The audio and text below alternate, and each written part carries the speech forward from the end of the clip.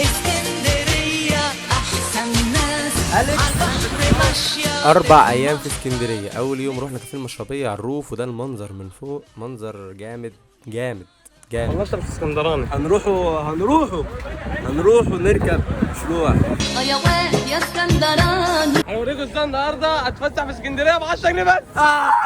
ازاي انا ليه انا اسكندراني لما بتضايق بعمل ايه؟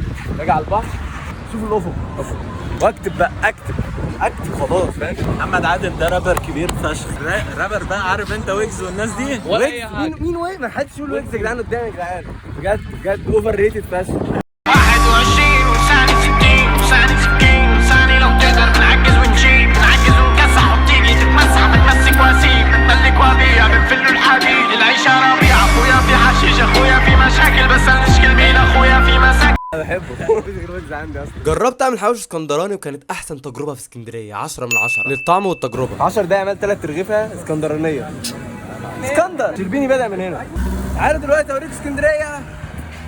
رحت عصير مكة، شربت عصير اسمه كاكاو، 10 من 10 مستريح، ولانه 5 كده رحنا كازينو الشاطبي، قعدنا على البحر. بصوا المطعم عامل ازاي يا جدعان، جامد. رحنا كافيه فريندز جامد قوي، واول مره اشوف شقه شاندلر وجوان. بدنا نتصور صور كتير، ودي صوره منهم. اللي عايز يشوف بقيه الصور اعمل لي فولو على الانستجرام. احنا الشيخ وفيه اكلنا رز بلبن بالايس كريم، عجبني قوي. انا اصلا مش بحب الرز بلبن، فكده 9 من 10 مستريح قوي. ركبنا الاتوبيس ابو دورين ورحنا بيه لحد مول سان ستيفانو. بس اليوم ده كنا معزومين عند مصطفى اللي هو وعيلته، احسن حاجه في اسكندريه. عديت على كوبري ستانلي، بعد كده رجعت.